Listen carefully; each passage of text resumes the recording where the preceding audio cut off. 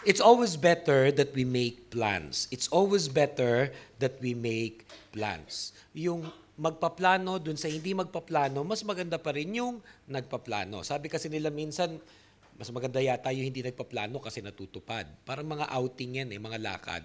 Ang tagal ini-schedule, naka-date pa at kung ano-anong mga naprepara pero minsan hindi natutuloy. Kaya sabi tuloy ng iba, mas maganda yata yung hindi na lang nagpaplano.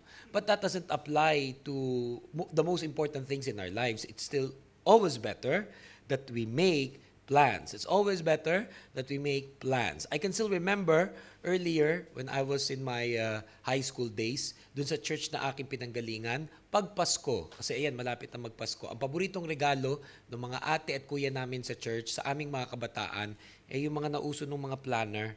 Either yung tinatawag na student planner, o di naman kaya yung medyo malalaking mga planner na ganyan. Hindi na masyado uso kasi syempre may smartphone na Kaya siguro dapat ang irigalo na lang ngayon, smartphone na. Ayun, smartphone na. But those planners helped me very early in life to look to the future. Marami ko mga naisulat doon. Minsan binabalik-balikan ko, may mga natupad, may mga hindi natupad. But still to this day, I thank yung mga ate at kuya na yon na nagregalo sa akin ng mga planners na yun. Kasi in-imbibe nila sa akin, in-encourage nila ako to look to the future. To look to the future. To forget what is past, to leave the past behind, and look to the future. That we do not waste any more of our time. That we do not waste any more of our time. That we do not waste any more opportunity that comes our way. Ito, mapapansin nyo na to, we are all getting older. We are all getting older. Pag tumitingin kayo sa salamin, hindi na yan maitatago. Ayun na, andun na ang katotohanan. Life happens. And as life happens, what's happening with us? Nag-i-improve ba tayo? Gumaganda ba buhay natin? Sumasaya ba tayo lalo? Nagagawa ba natin ang dapat? Because as we mature concerning life, natututo tayo how to live it better. As we mature concerning life, natututunan natin how to live it better. And that's why the focus of our message for today, mga isang buwan na lang o isang tumbling na lang, tapos na ang taon na to as I speak in this message, 2016. Isipin mo yun, magto-20, ano na ba ngayon? 15 pala, 2015, isang tumbling na lang 2016 na. Our message for today, as you plan for the future. The title of our message for today, as you plan for the future. Minsan pa po tayong yumuko at ialay natin sa Panginoon ang mensaheng ito. Lord, this message is for you. And I pray that your people today will have a heart that receives from you a message that's simple, powerful. It touches us to live our lives faithfully under your guidance and blessing. We seek your wisdom, Lord. Alisin mo sa aming Panginoon yung nakatali kami sa nakaraan. Kundi makita namin yung kinabukasan namin maganda. Help us, Lord, to believe in this, na maganda ang aming kinabukasan. Kaya this message and this time of worship we offer to you, lead us towards seeing the beauty of our future as we pray all of these things. In Jesus' name, amen. Amen. As you plan for the future. Jeremiah chapter 29 verse 11 says, "For I know the plans I have for you, declares the Lord. Plans to prosper you and not to harm you. Plans to give you hope and a future." Again, I read Jeremiah 29 verse 11, "For I know the plans I have for you, declares the Lord. Plans to prosper you and not to harm you. Plans to give you hope and a future." Ang verse na to pinangahawakan ng marami sa atin. Naniniwala tayo dito that God has a plan for our lives. Amen. Na ang Diyos meron siyang magandang plano para sa atin. And knowing that God has a plan to bless us,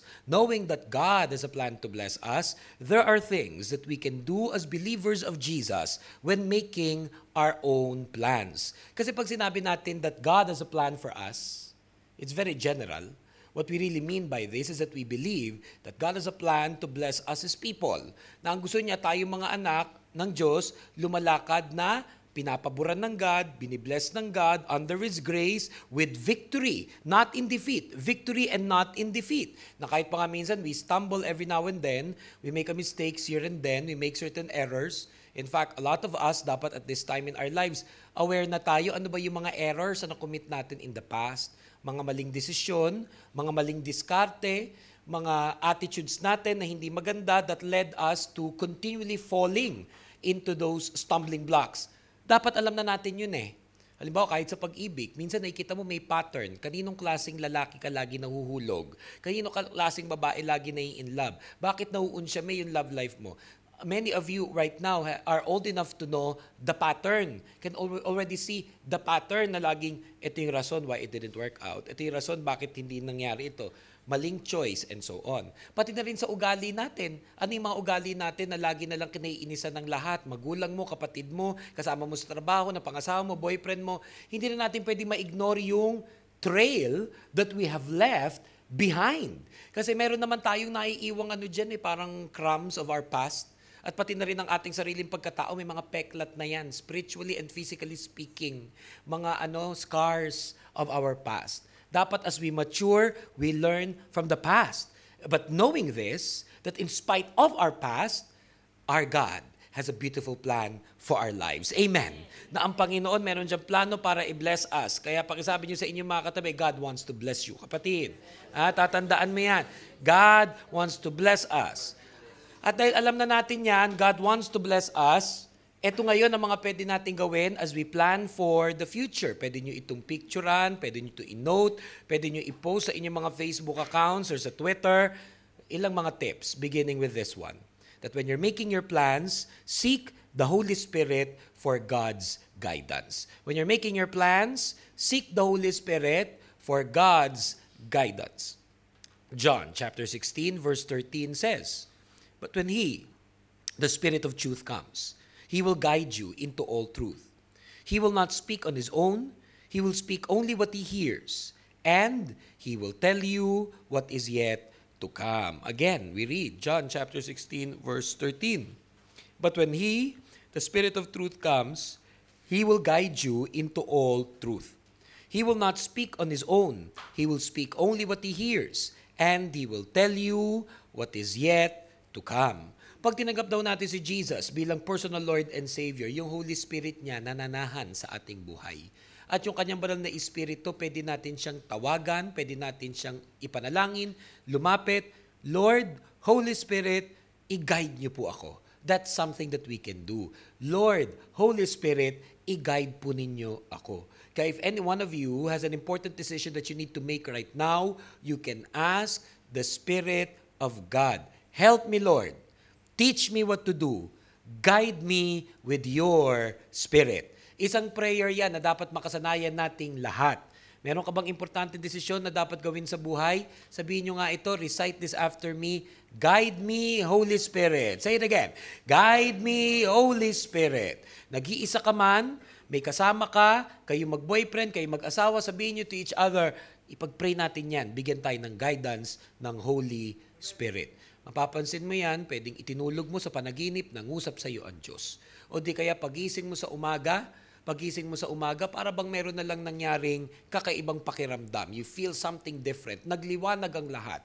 It's the Holy Spirit that's pointing you to the right direction.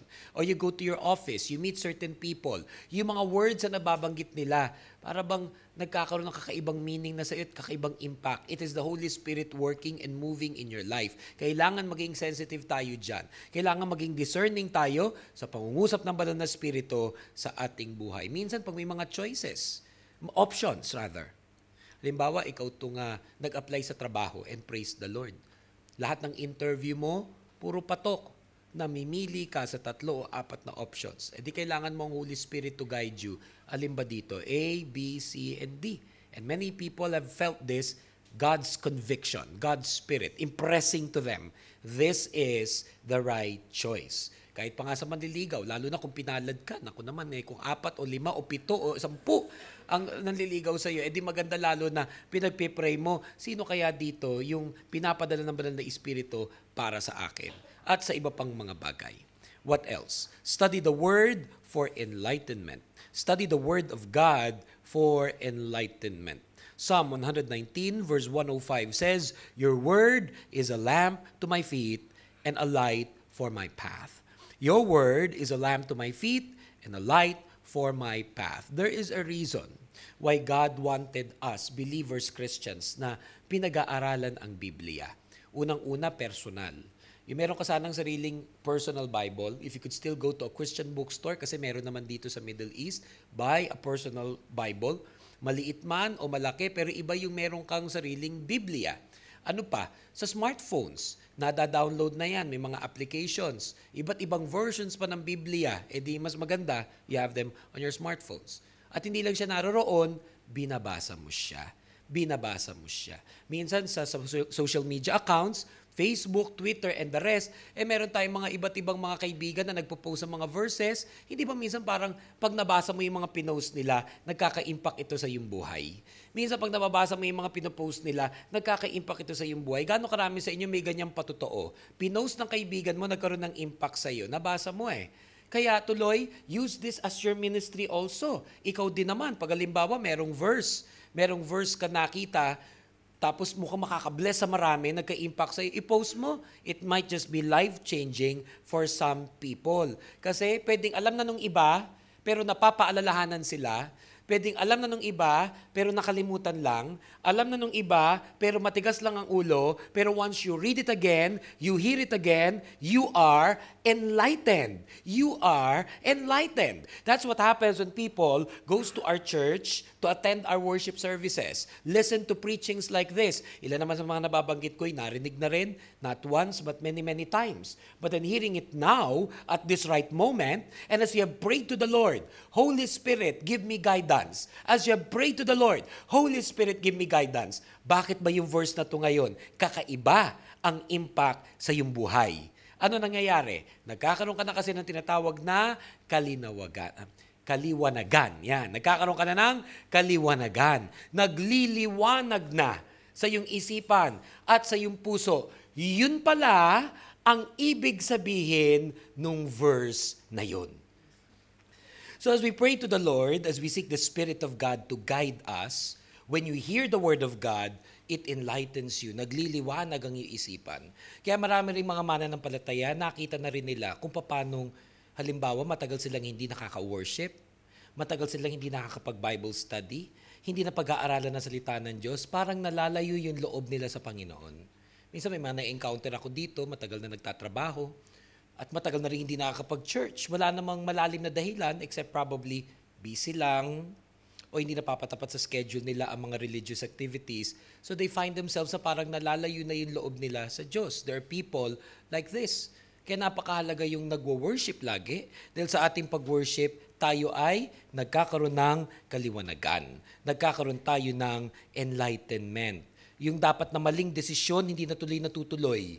Kasi tayo napepreno ng salita ng Diyos. And I'd like to thank God, I'd like to praise God that here in our church, na-accomplish na natin by the grace of God na araw-araw may worship service sa Rise Up Church dito sa Dera, Dubai. Palakpakan natin ang Panginoon para sa blessing na iyan. At ang goal natin, ang mga kapatiran, pag halimbawa ang day off nila, hindi po pwede ng weekend, Friday especially, marami na silang options kung kailan sila pwede mag-worship service. Pinaka-ideal, mag-worship at least 2 times in a week. Yung isa, dun ka nagko-commit to serve, at yung isa naman to just freely worship or invite others to join you worshiping Jesus. At yung iba nga, inaabot pa ng 3 beses dun sa isang linggo kasi may naiimbitahan sila, hindi naman tumatapat yung pag-attend nila dun sa kanilang kinumit na 2 araw, sinasamahan nila para ang mga taong ito'y maka-worship din sa Panginoon. Why do we do this? Not only is it important that we always worship God, but more importantly, living our lives here on this earth, nakakatulong sa atin yan para tayo magkaroon ng enlightenment. Especially when we're about to make our plans for the future. Especially as we're about to make our plans for the future. What else? Have the correct motivation. Ano mang plano ang binabalak mo, maganda, nanggagaling sa tamang motivation.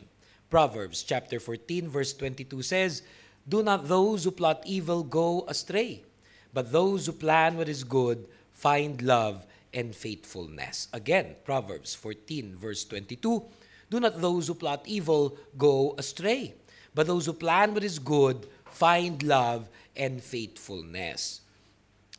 There are times people hurt us. there are times people do bad things towards us.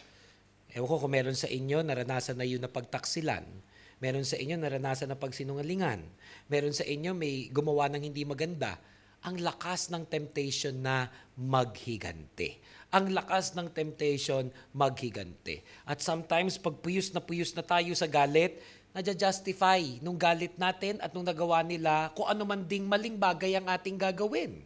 And that is what you call doing something that is evil. That is what you call doing something that is evil. Kaya kung tayo na rin may ipaplanuhin, kung meron tayong babalakin for the future, huwag nating isipan ng masama ang kapwa-tao. Huwag tayo maghigante. Do not do something because of wrong motivation. Dahil pag ang gagawin mo, nanggagaling sa wrong motivation, hindi yan ibibless ng Panginoon. Hindi yan ibibless ng Panginoon. Kung ang bagay ay ginagawa mo para din lang magyabang. Kung ang bagay ay ginagawa mo para lang magmalaki sa iyong mga kamag-anak. Minsan may mga Pilipino, OFW, uuwi sa Pilipinas. Tapos pinakain nga lahat. Pero pagkatapos nun para lang mag-display ng kanyang success, so-called success to relatives and friends. Hindi coming from a good motivation. Hindi yan ibibless ng Lord. Kahit kailan, hindi yan ibibless ng Panginoon. Kaya marami rin sa mga OFW, umuwi upang magyabang, pagbalik, wala ng pera. Maraming mga OFW umuwi para magmalaki, pagbalik, baon din sa utang. Nagyabang kasi, ang motive niya to impress people Ang motive niya is to probably embarrass someone else. When we're making plans for the future, have the correct motivation. At wag na wag mag-iisip at magpaplanong masama laban sa kapwa. Kahit pa nga they deserve it. Kahit pa nga they deserve it. Because lahat ng mga taong gumagawa sa atin ng masama, tatandaan nyo to, hindi bulag ang Diyos, nakikita ng Panginoon kung ano ginawa nila sa atin at ang Diyos ang maghihigante para sa iyo. Wag mo nga hayaan ang iyong sariling kamay ay madungisan. Wag mo hayaan na ang sariling kamay ay magkaroon ng bahid ng dugo. Entrust this anger to the Lord and let the Lord deal with people who has done you harm. And furthermore, don't plan against God. Don't plan against God. Proverbs 21 verse 30. There is no wisdom, no insight, no plan that can succeed against the Lord. Proverbs chapter 21 verse 30. There is no wisdom, no insight, no plan that can succeed against the Lord. Ano ba yung minsan nagpa-plan against God? Ibig sabihin, nagdamdam na siguro sa Diyos. Ibig sabihin, na-disappoint siguro sa Panginoon. Kaya may mga tao, absent na sa church, maglalaylo na sa pagsaserve sa ministry. These are plans against God. Hindi mo makukuha ang Diyos sa pagdadrama ng ganun. Hindi natin makukuha ang Diyos at makuha ang gusto natin sa Diyos sa pamagitan ng planning against Him. Because there's no wisdom, no insight, no plan that can succeed against the Lord. And this also speaks of other people. Yung mga hindi mananampalataya na maaring meron ding masamang balakin sa atin ng mga Kristiyano. Kahit ano pa isipin nila, kahit ano man ang planuin nila, there is no plan that can succeed against the Lord. One very good example niyan, when Jesus was here on this earth, akala nung mga unbelievers, nung hinayaan ni Jesus na siya'y mahuli ng mga Roman soldiers, at siya'y masentensya ni Pontius Pilate at mapako dun sa krus, akala ng mga unbelievers, akala din ni Satanas, victory nila yon. What they did not know, that was part of how God will achieve victory not only for Himself, but for us, His people. Na kahit siya'y napako dun sa krus at namatay, death could not hold Him. And after 3 days, He rose again from the grave, showing to all of those Roman soldiers, showing to Pontius Pilate, to all of the Hebrew unbelievers, and even to Satan himself, that no plan can succeed against God. That no plan will ever succeed against God. And this is good news for us, because you are God's child. This is good news for us dahil ang bawat isa sa atin dito ay anak ng Diyos. If there's no plan that can succeed against God, no plan can succeed against God's people. Amen. No plan can ever succeed against God's people. Kaya kung meron man nag-iisip at nagbabalak na may gawing masama sa inyo, believe this in your heart. Such plans will never succeed because no plan will ever succeed against the Lord and against His children. Another application of that. Itong mga panahon na ito, may mga tinatawag na termination, redundancy, mga nagtatrabaho sa Middle East, nawawalan ng jobs, even coming from big companies. It's a different season now. Yung mga tinatawag na secure na trabaho dahil oil and gas, hindi na rin ngayon. I was talking to one of our leaders who's working in an oil and gas company. Isa sa mga pinakamagagandang kumpanya dito nung araw. Bago nagkaroon itong global economic slowdown, nitong 2014 to 2015. He said to me, Kuya, every week ngayon, 4, 5 na-terminate sa company namin. But I like the attitude that our leader now possesses. Pero sabi niya, anak naman tayo ng Diyos. Ang Panginoon, alam kung ano ang para sa atin. Matanggal ka man sa isang trabaho, alam mo, God will give you a better one. Because no plan can ever succeed against God and against God's people. Amen. Can you say this to yourself? I'm protected by God. Can you say this to yourself? I'm protected by God. And that's why we plan in accordance to His purpose. Kaya pag tayo nagpaplano para sa future, we plan in accordance to His purpose. Proverbs chapter 19 verse 21 says, many are the plans in a man's heart, but it is the Lord's purpose that prevails. Many are the plans in a man's heart, but it is the Lord's purpose that prevails. O sige, meron tayong planner, sinusulat natin this month, ito yung aking gagawin, next year ito ang aking balak, pero ang iniisip lagi ng Christian, ano ba ang purpose ni Lord para sa aking buhay? Ano ba ang purpose ng Panginoon para sa aking buhay? I thank God because now in our church, pagkatapos ng 3 taon mula nung nagsimula tayo, meron na tayong mga uma-attend sa church, lalo na mga leaders natin sa ministry, ang iniisip na nila kung lilipat man sila ng susunod na trabaho, kung lilipat man sila ng ibang mga bansa, hindi na lang kung mas malaki sahod, hindi na lang iniisip nila kung mas maganda ba yung opportunity, ang iniisip na ng ilang mga members natin, ilang mga leaders natin sa church, magagamit ba ako ng Lord para mag-start ng bagong Rise Up Church sa lilipatan kong bansa? And I praise God for such people. Kasi gano'n na sila mag-isip. Kahit nagpo-for good eh. Pastor, saan ba tayo may church? Kasi taga Cavite po ako. Praise God that may church na tayo sa Cavite. Tutulong po ako dun sa ministry pag nag-for good ako sa Pinas. Pastor, taga Quezon City po ako. Praise God that magsa-start na yung church natin sa Quezon City. Pag ako po'y naroon at pag nagbabakasyon, ilalaan ko po yung ilang mga araw ko sa bakasyon para makatulong dun sa church natin. Gano'n na mag-isip ang anak ng Diyos. Hindi na lang para sa sarili, pero iniisip niya, paano ba yung buhay niya magagamit for the purposes of God? I thank the Lord for people who send me messages and say, Pastor, I thank God. Kasi dati nung maliit pa yung sahod ko, gustong-gusto ko makatulong sa ating church financially. Pero hindi talaga kinakaya ng aking existing budget. But I thank God for this new job He has given me. Ngayon matutupad na yung mga pinapangarap kong pwede kong makontribute financially for our church. Praise the Lord for such revelation, for such enlightenment. Ano ibig sabihin nun? Yung mga tao nagpaplano na sila in accordance to the purpose of God. Not my will, but yours be done. Ganun na dapat tayo mag-isip. Not my will, but yours be done. Can we say that again? Not my will, but yours be done. Kahit nga sa mga manliligaw o kahit sa liligawan, meron isang kinakaunselan na isang binata sa ating church. Sabi niya, Pastor, anong klaseng babae po ba dapat talaga ang maging girlfriend ko o ligawan ko? E di sabi ko sa kanya, physically, ano ba type mo? E di binanggit niya yung physical type. Pero dahil nagmamature na rin siya sa ministry ngayon, sabi niya, pero Pastor, ang gusto ko rin yung magiging girlfriend ko na, mapapangasawa ko at magiging kapartner ko sa ministry. Marami ako niyan. Marami ako nakapilang ganyan ng mga babae sa church natin na talaga na mga heart sa ministry ay wagas na wagas. Naglilingkod na sa Panginoon, nag-a-usher pa, nagfe-facial pa, at nagpapalit pa ng gulong. Nagpapalit pa ng gulong. Nako, isa yan sa mga gusto kong i-consider mo at ipanalangin. Praise the Lord.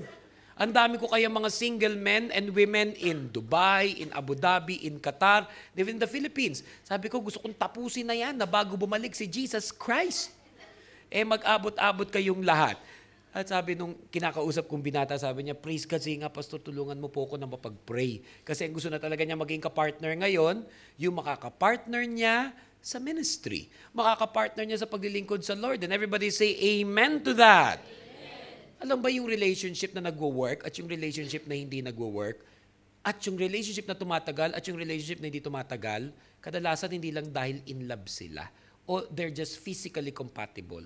Pero kaya nagwo-work at tumatagal kasi meron silang ginagawa pareho.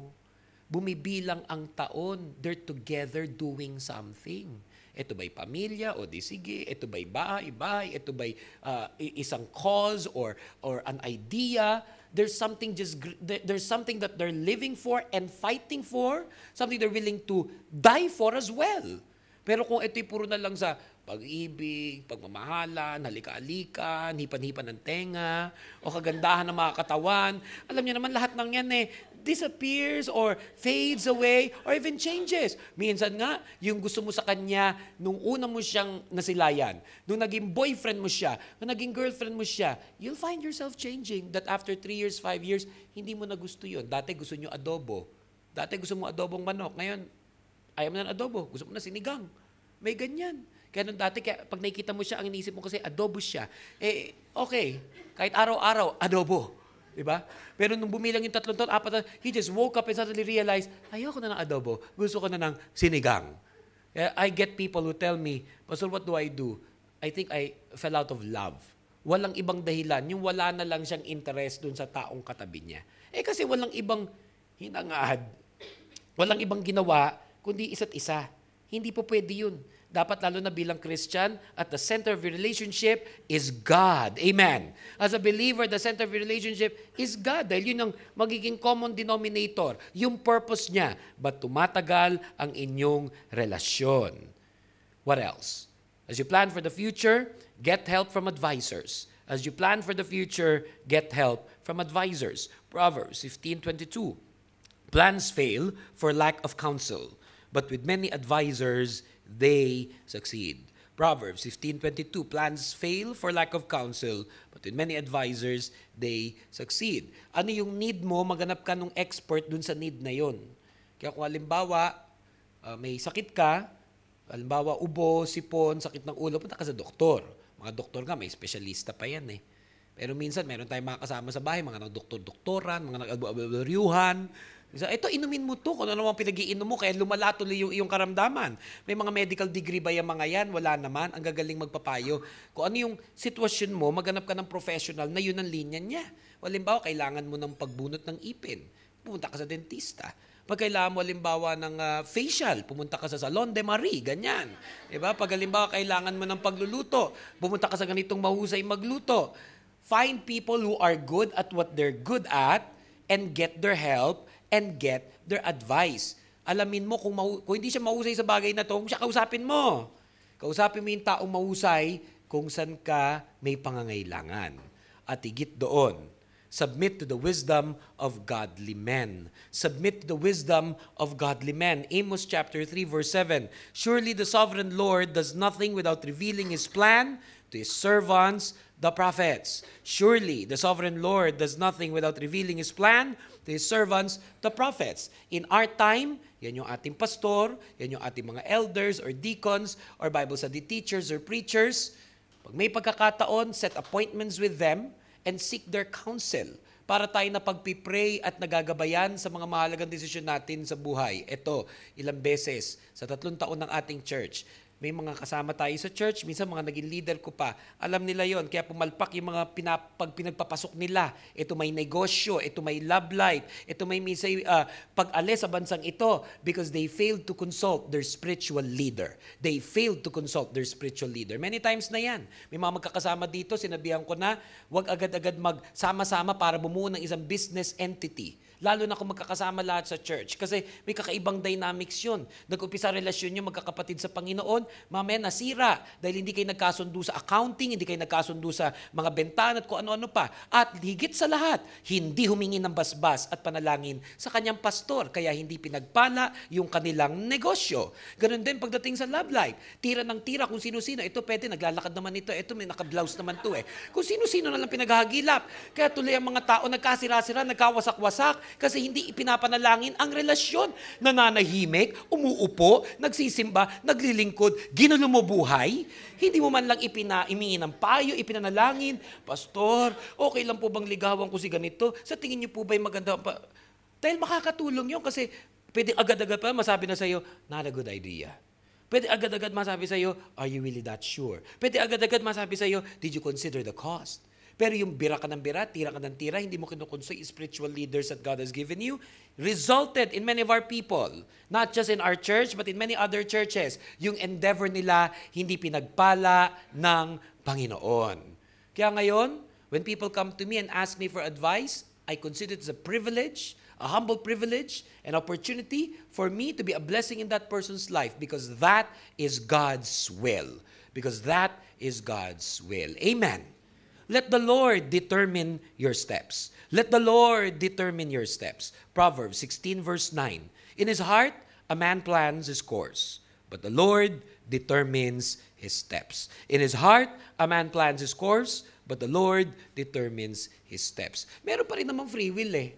Kahit din naman yung sinasabi kong ina-advise sa pastor o spiritual leaders, hindi naman yun para i-control ka.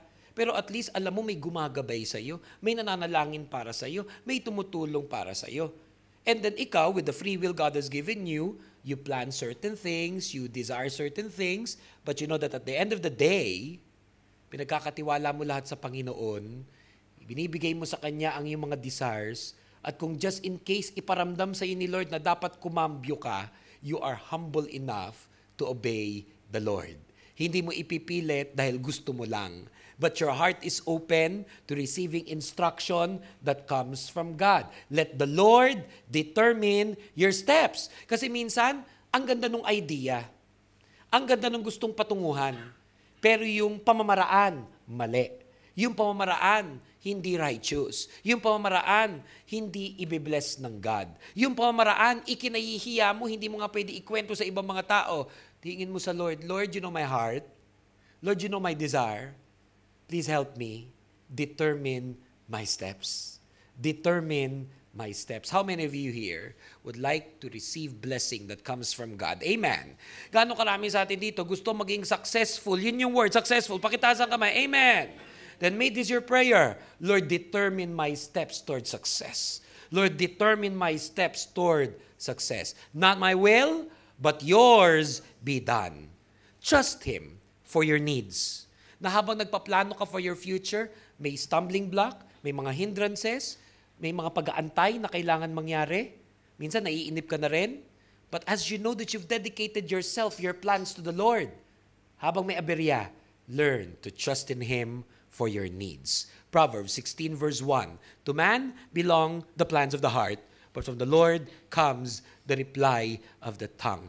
To man belongs the plans of the heart, but from the Lord comes the reply of the tongue. Ito yung mga pinaplano natin, ipinag-pray natin sa Lord, let the Lord take action. Let the Lord bless you. Let the Lord answer your prayer. And that's why we always tell our people, and this is where we close tonight, commit to the Lord your plans. Commit to the Lord your plans. Laging lumalabas sa iyong bibig, but I put my trust in God. Laging lumalabas sa iyong bibig, but I put my trust in God. Psalm 16 verse 3, commit to the Lord whatever you do, and your plans will succeed. Commit to the Lord whatever you do, and your plans will succeed. Basahin nga natin yan ang sabay-sabay. Namnamin natin, dibdibin natin with feelings. Kung meron isang magandang i-hashtag na verse today, i-post sa ating social media accounts, ito yun. Psalm 16 verse 3. Together, let's read aloud please. Commit to the Lord whatever you do, and your plans will succeed. Again, we read, commit to the Lord whatever you do, and your plans will succeed. Knowing all these things, make this your prayer for today.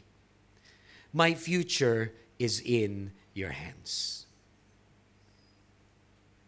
My future is in your hands. My future is in your hands. Aming Diyos at aming Ama, kilala niyo po ang bawat isang naririto. Ang kanya-kanya po nilang mga pinapanalangin, dinidesire in life. And we desire many things. But we choose today, tonight, to entrust to you our future. You reminded us with our message today that as we make plans for the future, we must seek your guidance. And yes, that is what we're seeking tonight, the Holy Spirit of God, to guide your people, to lead your people. Sa marami sa amin na maaring confused what to do next, we surrender ourselves to you. At ipinagkakatiwala po namin ang lahat sa inyong dakilang pangalan. habang lahat ay nakapikit, habang lahat ay nakayuko. Ba't hindi po natin itaas ang dalawang kamay natin sa Panginoon? At habang nakataas ang dalawang kamay natin sa Kanya, kapatid, as all heads are bowed down and all eyes are closed, I'd like you to ask God. I'd like you to tell God. I'd like you to say to the Lord what is in your heart. Ano ba yung alalahanin mo ngayon? Ano ba yung dinidesire mo ngayon? Ano ba yung hinahangad mo sa iyong buhay? Ito ang oras, ito yung panahon na magandang isumbong, sabihin, lambingin natin ang Diyos at sabihin natin sa Kanya ang gusto natin mangyari sa ating kinabukasan. As we take these few moments of prayer, come and just lift your voices to God and pray to Him and tell Him what is in your heart. Come and pray to the Lord tonight.